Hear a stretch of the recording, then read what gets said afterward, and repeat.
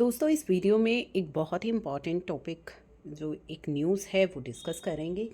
तो ये न्यूज़ जो बेसिकली है वो बात करती है कि इनकम टैक्स के अंदर अब उन व्यक्तियों को नोटिस इशू किए जाएंगे, यानी कि इनकम टैक्स डिपार्टमेंट जो है जल्दी ही उन सभी को नोटिस भेजेगा जिन्होंने आईटीआर फाइल नहीं करी है लेकिन उनका जो टैक्स है वो डिडक्ट कर लिया गया है। आपका टैक्स तो डिडक्ट कर लिया गया है लेकिन आपने आईटीआर फाइल नहीं करी है, तो ऐसे केसेस में अब आपके पास नोटिस इनकम टैक्स डिपार्टमेंट के द्वारा आएंगे। तो अगर ऐसी सिचुएशन है कि आपने आईटीआर फाइल नहीं करी लेकिन आपका टीडीएस डिडक्ट हो गया है, या आपका बिलेटेड आईटीआर फाइल करने का समय निकल चुका है और आपको कोई एरर या मिस्टेक है वो रेक्टिफाई करनी है, तो इन सभी केसेस में आप फाइल कर सकते हैं अपडेटेड आईटीआर। तो यहाँ पे सीबीडीटी ने, जैसा कि रीसेंट अपडेट मैंने आपके साथ डिस्कस किया है, कि जल्दी ही नोटिस इशू किए जा सकते हैं उन सभी इंडिविजुअल्स को जिन्होंने आईटीआर फाइल नहीं करी despite tax deduction at source. तो यहाँ पे आपको क्या है, अपडेटेड आईटीआर जो है, आपकी अपडेटेड रिटर्न जो है उसका विकल्प आपके पास है, आप रिटर्न फाइल कर सकते हैं अपडेटेड आईटीआर।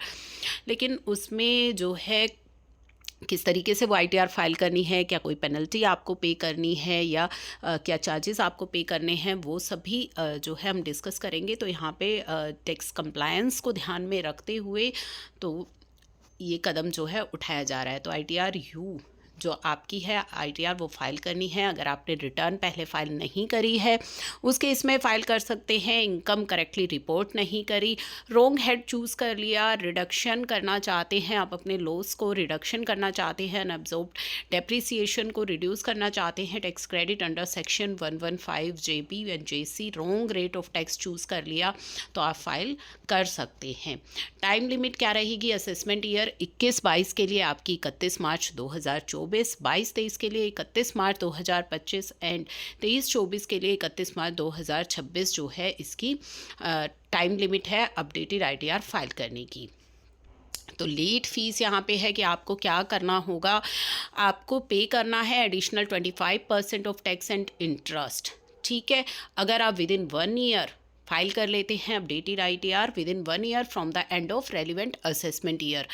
अगर आप नहीं कर पाते विद इन 1 ईयर तो आपकी जो पेनल्टी है 25% की जगह 50% हो जाएगी if you filed after 1 year but with in 2 years, तो आप फाइल कर सकते हैं।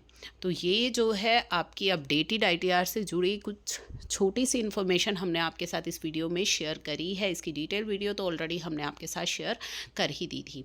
आईटीआर यू में एडिशनल डिटेल्स जो टैक्स पेयर से मांगी जाएंगी, पैन, आधार, असेसमेंट ईयर, प्रीवियस आपने रिटर्न फाइल करी है या नहीं, अगर करी है तो अंडर किस सेक्शन में करी है, तो ये सारी चीज़ें जो है वो देखी जाएगी कि are you eligible to file updated return.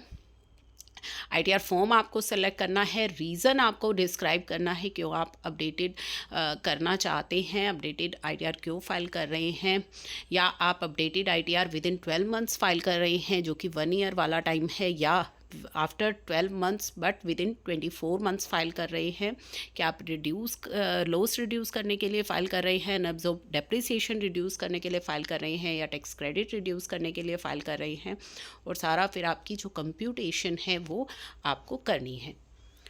तो ये आईटीआर यू जो है आपके लिए बहुत इम्पॉर्टेंट है। अगर आप भी इस तरह की सिचुएशन में हैं तो आप फाइल कर सकते हैं।